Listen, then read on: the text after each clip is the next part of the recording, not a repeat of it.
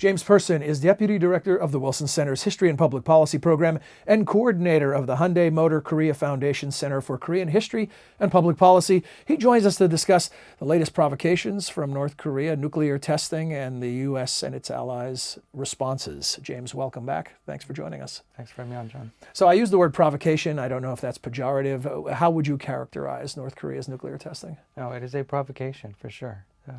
Designed to get the United States and the rest of our allies in the region to recognize that it is a nuclear state and that the policies that we've been trying to get it to abandon its nuclear program are not effective. And mission accomplished, the U.S. flying fighter jets over South Korea in a show of force? Show of force and I think... And bombers, I should say, not just fighter jets. But also reassurance to our allies in the region that we are a credible ally, that our extended nuclear deterrent is in fact credible. What do we know with certainty about the nuclear capacity of North Korea? And does this latest test, which I suppose on a magnitude scale is the largest ever, does that change our calculation of what we think we know?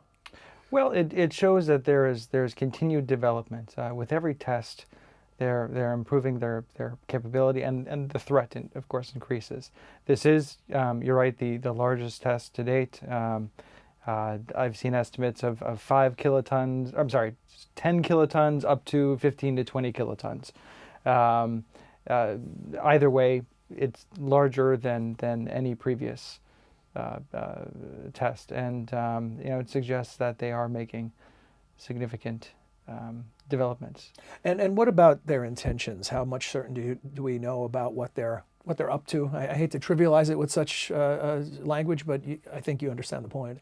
Well, I think the idea is that they are demonstrating that they are they're trying to be accepted as a nuclear country. It's interesting, the language. It's a matter of pride? It's a matter of pride. It's a matter also, I think most importantly, it is a way of signaling that they will not be easily toppled if they are students of history. They see, for example, what has happened in Iraq. They've seen what has happened in Libya.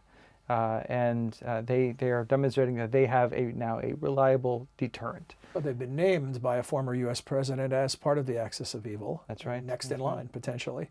So they take that seriously. They take it very seriously. And there's some indications. They do make the announcement every time the U.S. and the ROK hold these joint military exercises. They claim that they see this as a dress rehearsal for going in and toppling the regime. But they've been doing this for years. They've been saying this for years. But there are some indications that they're getting a little bit more tense about it, especially when we include a decapitation scenario as part of these joint exercises. Mm-hmm. The go-to option for the international community in these matters is usually sanctions. Talk to us about what you think the viability are of increased sanctions against North Korea and if that would have an impact on their plans. We've seen sanctions work in other countries, with other countries, like Iran, for example, a country that was dependent in some degree, to some degree, on trade, on exports, oil. With North Korea, it's a different situation altogether. This is a country that has been living under sanctions-like conditions since the 50s, mm-hmm. since the Korean War armistice, where they didn't have regular access to trade with Western nations. They didn't have regular access to Western goods, to Western technology. Even within the socialist camp, they didn't even have regular access to advanced goods and technology from their allies, the Soviet Union and their satellites in Central and Eastern Europe. When relations were bad with Moscow, for example, that usually led to a decline in the amount of assistance and access to that mm-hmm. technology. So they've learned to live without. We're also talking about a country that, unlike Iran, for example, is not integrated into the international economy. It's not dependent on trade. It's not dependent on exports. Since the 1950s, they've been focusing on autarky, on building an economy that is internally interdependent and externally independent. That's unique. We've never dealt with a country like this before. Are they succeeding? Well, I mean, it depends on What your you measure, how you yeah, measure how that. you measure success. I mean, they are muddling through, and that, I think, is, they're comfortable doing it. It's also a country that when push comes to shove, has demonstrated a unique ability to mobilize indigenous human and material resources, and to really compensate for that lack of access and the lack of outside, the goods and whatnot from outside. They also are very good at reverse engineering. A famous story of a tractor. In the 1950s, they didn't have enough money to buy enough tractors to fully mechanize agriculture, so they import a few and individually craft pieces until they have a complete tractor. And that was the basis of their tractor industry today, the Cholima tractor. You're also dealing with a regime that, if things really get bad, is willing to let a segment of the population die, as long as the national interest, their vital national interests remain intact. And what I mean by that is, as long as the Kim regime and the patronage network that supports it is not affected. As perverse as it sounds to use this word, that gives them a huge advantage in shielding themselves against attempted sanctions. This is a regime that can withstand. Are they topple completely most countries. immune? Is it safe to? Would that be hyperbole, or are they almost not completely immune? I think it would take a very, very long time, and it would take a lot more to bring them to their knees, which is the goal of these sanctions. right? So what can be done? We saw you probably saw the estimate by a nuclear expert that, given the current rate of expansion of their nuclear arsenal, they could add 7 bombs a year. That within 10 years they may have the capacity to strike the United States. I've seen within 5 to 10 years, 5 to 10.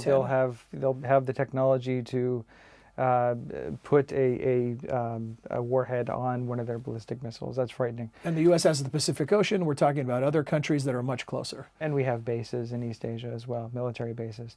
Another thing that isn't working, and this is another sort of an initial reaction, is let's use China. Let's get China to ramp up its pressure on North Korea, to exert political influence on North Korea. We've seen in the past where this hasn't worked. Is China even interested in trying? China, of course, is not thrilled with having a nuclear North Korea. It's not thrilled with having these ballistic missile tests, with having nuclear tests that are actually sending seismic shockwaves into North Korea. I mean, into China. Schools were shaken, apartments were rattled. They're not happy about this, of course, but they also don't want a U.S. allied unified Korean state on their border. North Korea is a buffer state for them now, so it's really not in their interests. It's also not in their interest to precipitate through their economic, or by cutting off their economic leverage, to precipitate a refugee crisis. They don't want people streaming into Northeast China. But more than that, you have to try to put yourselves in the shoes of the North Koreans, and we can do this by looking at the diplomatic record of North Korea's former communist allies. I'm talking about conversations that North Korean officials have had with Soviet, Chinese, Mongolian, Albanian, Romanian diplomats over the years, and you can see from these materials that there is a profound sense of mistrust toward China. There have been periods over the course of the past 7+ decades where the North Koreans have felt that the Chinese were overly interventionist or less than respectful of North Korean sovereignty. So it's to the point where today, if we were to ask China to use their leverage, we're asking them to really do what North Korea most resents. It's counterproductive. It's not going to work the way that we think it should. Given all that, what are your expectations? Will the world accept an increasingly powerful North Korea? Without some attempts to intervene. And I'm not dancing around the notion of a military intervention, but I just wonder how long this can go without some sort of more significant response. You're seeing a lot of people now calling for more action. Recognizing that what we're doing is only going to lead to additional hand wringing.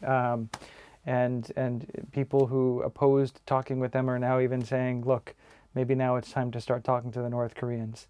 I think the priority now, I should say, the long-term goal should remain denuclearization, but the priority needs to be freezing these programs, both the nuclear program and the ballistic missiles program.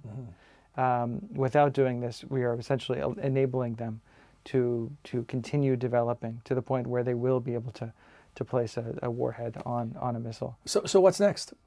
Well, what I'd like to see is for us to actually try to talk with them. We've demonstrated that we have the ability to sit down with foes and hammer out a deal. However imperfect the Iran deal is, it still has halted, at least even temporarily halted their program. Will that need to wait for a new U.S. president, or is this something that Barack Obama can tackle in his 11th hour of his presidency? Well, it looks as if this is something that's going to be up to the next president, whoever that may be.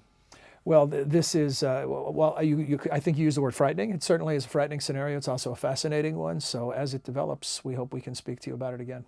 Happy to. Thank you, James. Thank you.